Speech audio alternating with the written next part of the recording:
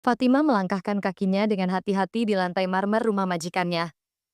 Di tangannya ada lap kain dan semprotan pembersih yang selalu menjadi teman setianya setiap pagi. Suara azan subuh baru saja berlalu, dan ia sudah menyelesaikan tahajud serta membaca beberapa ayat Al-Quran. Rutinitas ini adalah sumber kekuatannya di negeri orang, jauh dari keluarga dan tanah airnya di Jawa Timur. Rumah majikannya, Nora, adalah sebuah villa megah di tengah kota Riyadh. Pohon-pohon kurma berjajar di halaman depan, sementara interior rumah dipenuhi dengan perabotan mahal dan lampu kristal yang menggantung megah. Meski terkesan mewah, Fatimah tidak pernah merasa nyaman sepenuhnya. Ia tahu, dirinya hanyalah seorang pekerja, dan setiap langkah yang ia ambil harus dipikirkan dengan hati-hati. Nora, wanita berusia 40-an dengan gaya hidup sibuk, sebenarnya adalah majikan yang cukup baik. Ia tidak pernah berbicara kasar kepada Fatimah, dan bahkan beberapa kali memujinya karena kerja kerasnya. Fatimah, kamu benar-benar pekerja yang luar biasa. Aku tidak tahu apa jadinya rumah ini tanpamu, kata Nora suatu hari. Mendengar itu, Fatimah hanya tersenyum sambil mengucapkan syukur dalam hati. Namun, keberadaan Fatimah di rumah itu tidak sepenuhnya diterima oleh semua orang. Rania, seorang TKW yang bekerja di rumah sebelah, sering memandangnya dengan tatapan penuh iri. Berbeda dengan Fatimah yang dikenal rajin, Rania sering mendapat teguran dari majikannya karena sikap malasnya. Hal ini membuatnya semakin merasa terancam dengan keberadaan Fatimah yang selalu dipuji. Pada suatu sore, ketika Fatimah sedang mencuci pakaian di halaman belakang, Rania mendekatinya. Fatimah, kamu selalu terlihat sibuk. Apa kamu tidak lelah? Tanyanya dengan nada menyindir. Fatimah hanya tersenyum dan menjawab dengan lembut. Lelah itu biasa, Rania. Tapi aku selalu ingat pekerjaan ini adalah amanah. Rania mendengus. Dalam hatinya, ia merasa Fatimah terlalu berpura-pura baik. Lihat saja nanti, gumamnya sambil berjalan pergi. Malam itu, saat Fatimah duduk di kamar kecilnya, ia merenungkan hidupnya. Ia teringat wajah ibunya yang mulai menua, dan adik-adiknya yang masih membutuhkan biaya sekolah. Setiap ringgit yang ia kirimkan dari gaji bulanannya adalah bentuk kasih sayang dan pengorbanannya untuk mereka. Ya Allah, berikanlah aku kekuatan, bisiknya sambil memejamkan mata. Namun kehidupan Fatimah yang tenang mulai berubah ketika sebuah kejadian tak terduga terjadi. Pada suatu pagi, Nora terlihat panik. Fatimah, perhiasanku hilang. Kalung berlian yang kusimpan di kamar tidak ada. Serunya. Fatimah terkejut. Ia baru saja membersihkan kamar itu beberapa jam yang lalu. Dengan tenang, ia berkata, saya tidak tahu, madam. Saya hanya membersihkan seperti biasa. Nora menatapnya dengan mata menyelidik. Fatimah, ibu tahu betapa berharganya kalung itu, bukan? Kalau sampai hilang, aku akan melaporkan ini ke polisi. Fatimah merasa dadanya sesak. Ia tahu dirinya tidak bersalah, tapi ia juga sadar bahwa sebagai seorang pekerja asing, pembelaannya mungkin tidak akan didengar dengan mudah. Dalam hati, ia hanya bisa berdoa agar Allah melindunginya dari fitnah. Di saat yang sama, Rania mendengar kabar tentang hilangnya perhiasan itu. Sebuah senyum licik muncul di wajahnya. Ini kesempatan yang bagus, pikirnya. Dengan cepat, ia tafwai menyebarkan gosip bahwa Fatimah memiliki ilmu santet dan mungkin menggunakan kekuatan itu untuk mencuri perhiasan Nora. Hati-hati dengan Fatimah, bisik Rania kepada tetangga lainnya.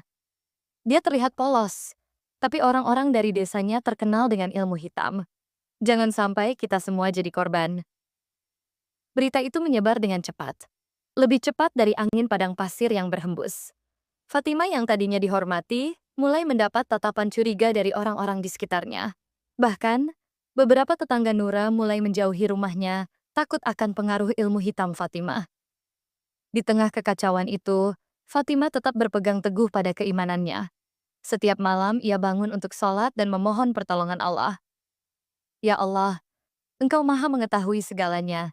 Jangan biarkan hamba-Mu ini menjadi korban fitnah. Tunjukkanlah kebenaran-Mu, ya Rob. Hari-hari terasa semakin berat bagi Fatimah. Tapi ia percaya, badai pasti akan berlalu, dan Allah tidak akan meninggalkannya sendirian di tengah cobaan ini. Bab 2. Fitnah yang menjalar dengan hujan air mata. Langit Riyadh pagi itu berwarna kelabu, meskipun matahari tetap menggantung di cakrawala, panasnya terasa jauh lebih menekan dari biasanya. Suara burung gereja yang biasa berkicau di pepohonan kurma seakan memudar dalam keheningan aneh yang melingkupi rumah Nora. Namun, keheningan itu tidak ada dalam hati Fatimah. Dadanya terasa penuh sesak oleh bisik-bisik tetangga yang semakin menyayat batinnya. Saat Fatimah melangkah keluar menuju sumur kecil di belakang rumah, pandangan tajam dari tetangga sebelah menusuk seperti belati. Wanita-wanita yang sedang duduk di teras menatapnya tanpa berkedip, bibir mereka berbisik sesuatu yang tidak dapat didengar. Tetapi Fatimah tahu isinya, fitnah. Seakan-akan dirinya adalah pusat segala kejahatan yang terjadi di lingkungan itu. Ketika ia kembali ke dapur, tangan Fatimah gemetar saat mencuci piring. Suara piring yang bertabrakan terdengar seperti gonggongan kecemasan yang memenuhi ruang kosong dalam pikirannya. Namun, ia tetap memaksakan diri untuk bertahan. Ia mencoba mengingat suara lembut ibunya yang selalu menguatkan. Fatimah, ujian adalah tanda Allah sayang pada kita. Bersabarlah, nak. Fitnah yang menggelegak. Rania dengan suara tinggi dan tawa sinis, berdiri di depan rumah seorang tetangga, mengangkat tangannya dengan dramatis, seakan menceritakan kisah yang pantas mendapatkan penghargaan. Aku melihatnya dengan mata kepala sendiri. Dia duduk di kamar gelap dengan lilin menyala, berkomat kamit sambil memegang sesuatu yang seperti boneka kecil. Para wanita yang mendengar cerita itu terkejut. Beberapa menutup mulut dengan tangan, dan yang lain memandang ke arah rumah Nora dengan ketakutan. Berita itu seperti api yang menyambar rumput kering. Dalam beberapa jam, semua orang di sekitar mulai percaya bahwa Fatimah bukan sekadar TKW biasa, tetapi seorang penyihir yang menyembunyikan niat jahat di balik wajah polosnya. Hati-hati, siapa tahu dia sudah menyantet kalian juga, tambah Rania dengan nada penuh keyakinan. Konfrontasi yang menyayat. Sore itu, Nora memanggil Fatimah ke ruang tamu.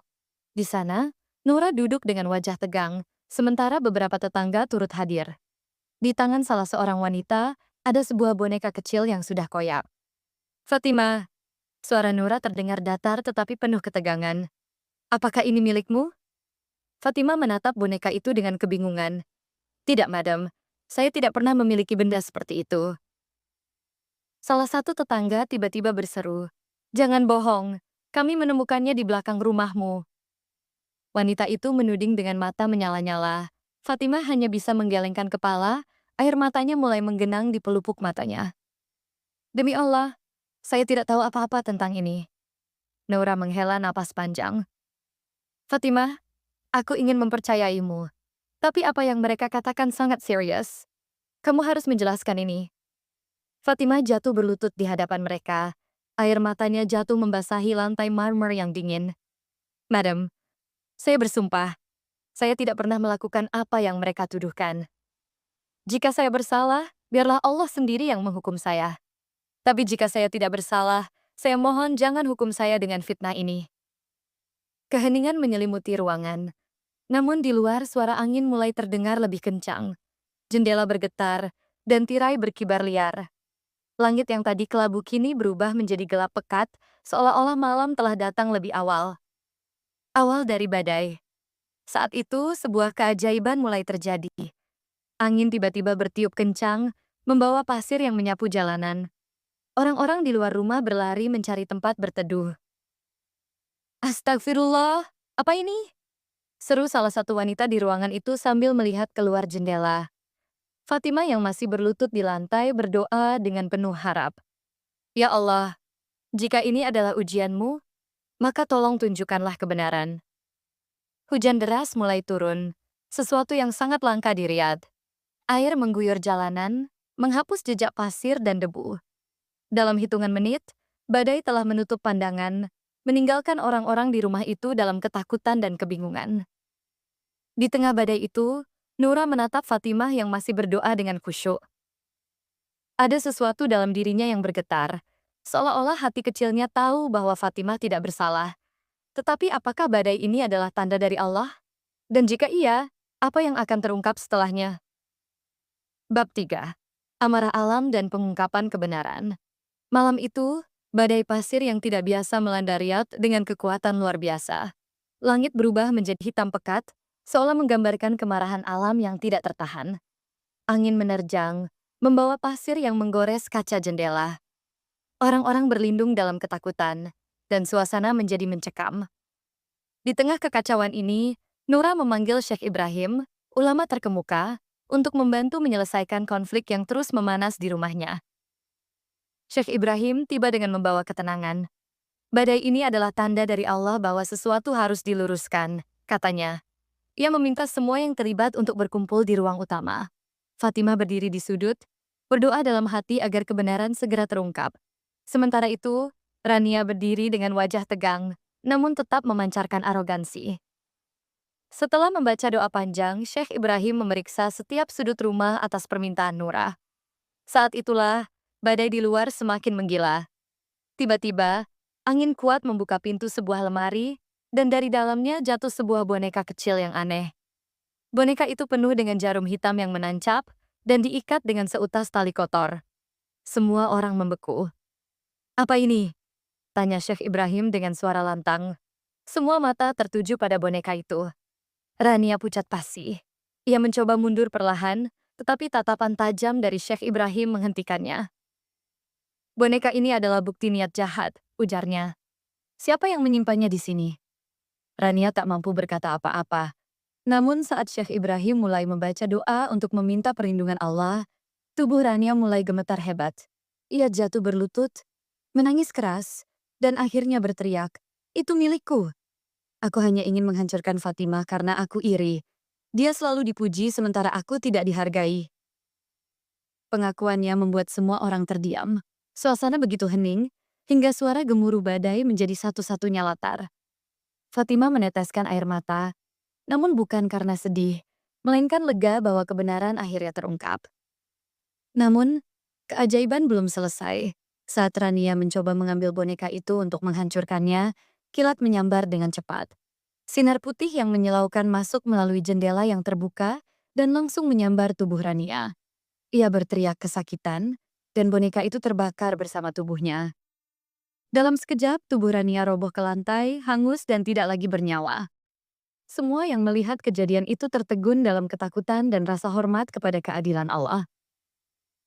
"Badai ini adalah amarah Allah terhadap fitnah dan kezaliman," ujar Syekh Ibrahim dengan suara berat. "Allah tidak tidur. Dia selalu menyaksikan dan hukumannya datang kepada mereka yang penuh iri hati dan kebencian." Ketika badai mulai reda, hujan deras mengguyur Riyadh, membasuh debu dan rasa takut dari wajah semua orang. Langit yang gelap berubah cerah perlahan, seolah keadilan telah ditegakkan. Fatimah menangis terseduh, memuji kebesaran Allah yang telah menolongnya di saat ia hampir kehilangan segalanya. Nura menghampiri Fatimah dengan rasa bersalah yang mendalam. "Fatimah, maafkan aku. Aku seharusnya mempercayaimu sejak awal," ujarnya sambil memeluk Fatimah. "Kamu adalah orang paling jujur dan sabar yang pernah aku kenal." Fatimah mengangguk, matanya basah oleh air mata. "Semua ini karena Allah, Madam. Saya hanya berserah kepadanya." Fatimah akhirnya mendapatkan kembali martabatnya. Nura bahkan memberi hadiah besar untuknya sebagai bentuk permintaan maaf, dan Fatimah memutuskan untuk kembali ke Indonesia. Tadi kumpul dengan keluarganya, membawa kisah tentang bagaimana Allah telah menunjukkan kebenaran.